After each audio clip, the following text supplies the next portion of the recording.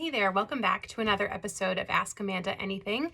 These are my weekly bite-sized videos where I answer your questions about resumes, cover letters, and job search strategy. And today we're touching on a topic that can be a real challenge for some people, but it's still a reality that should be addressed. And basically we're talking about what you should do if you've been let go of your previous position, or if you're concerned about future employment because your last position had a bullying culture or some sort of toxic environment. So we've got two specific questions to answer around this topic. And the first one came in from someone who has been an RN for 3 months and was let go of from their position because they didn't report an incident.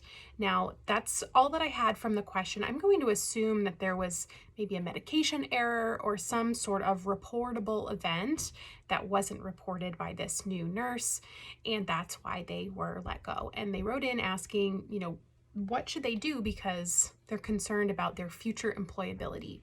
And, that can be really frightening, first of all. First of all, I want to normalize that mistakes and errors happen, and the reporting processes are in place for good reason. And oftentimes, if you're faced with being involved in some sort of incident or reportable event, it certainly is always the best thing to do to go to your supervisor or manager or some sort of colleague who can help you walk through the process of what to do when there's an error. That's always the right thing to do, and ethically speaking, and also because you're likely not going to get in trouble if you come forward. Unfortunately, this individual did, get in trouble, which came out as them being let go because they didn't report the incident.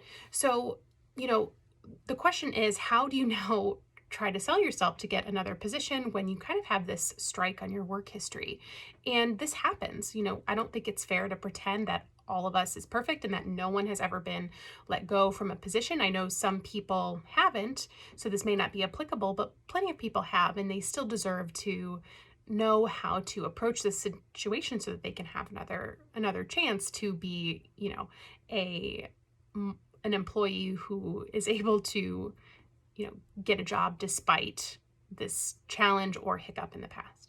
So I think that the first thing is that if this has happened to you, you need to be prepared to explain the situation in a way that is honest and truthful, reflects your current integrity, and also shows what you learned from the situation, because hopefully you have learned something from the situation, because the punishment was not for the error, but the punishment was for not reporting the error. So I think that, leading with honesty and integrity here in the interview process is important, because it may not happen, you may not need to explain yourself on the resume because it may not come up. You might just report your work history. But in an interview setting, you're probably going to face the question of, why were you only in this position for 3 months?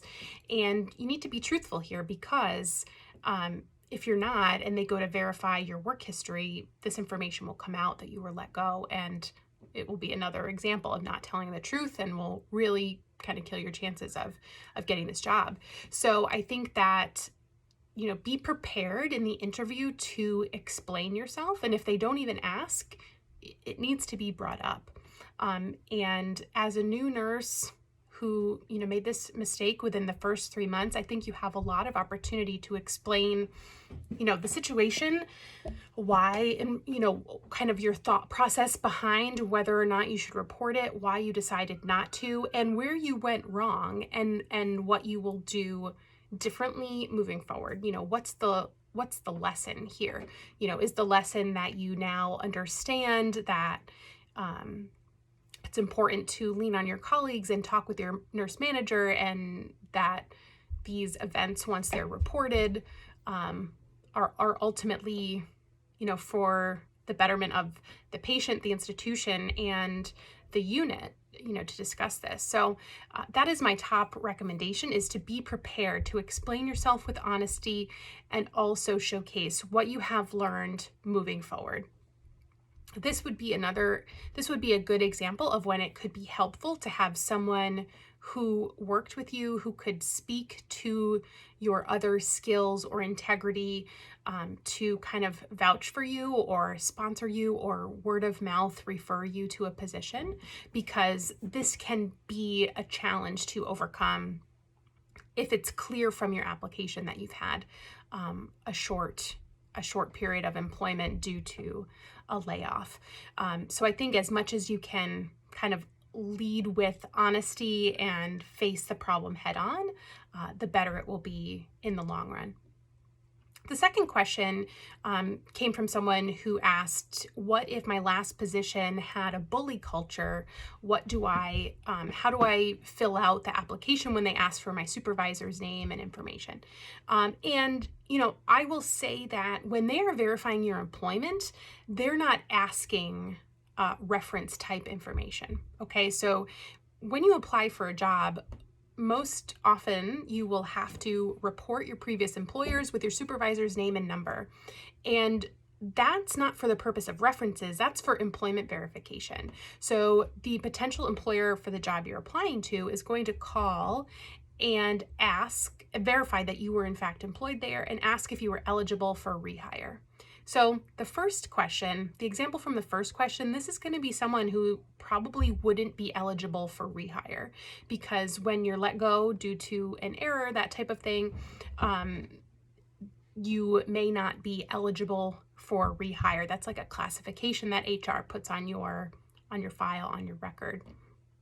So in the second situation, you can feel comfortable putting your previous employer's information, because they're basically going to ask basic questions. Did this person work here? Yes or no?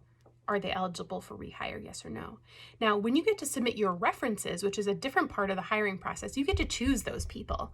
So these are people that you choose that can speak to your character, to your work ethic, to your professional career. So you wouldn't have to put a supervisor from your previous job if you didn't have a great fit there, or if the culture was not favorable.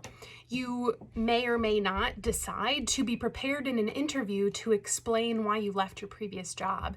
And this is a situation where you're going to want to take the high road. You're not necessarily going to want to talk poorly about a previous employer, but you can speak to why it wasn't a great fit for you. And also, in that kind of same thought, speak to what you're looking for in a future position.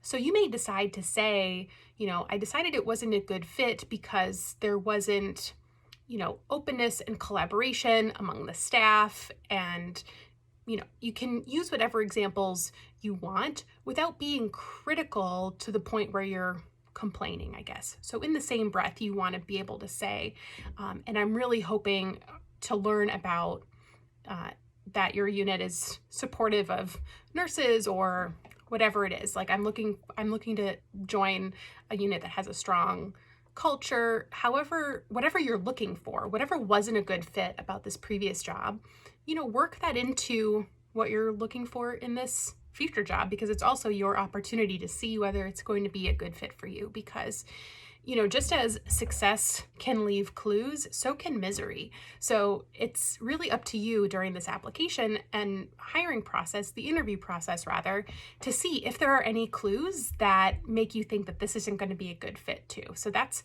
something that you can do to make sure that you don't wind up in a toxic culture again.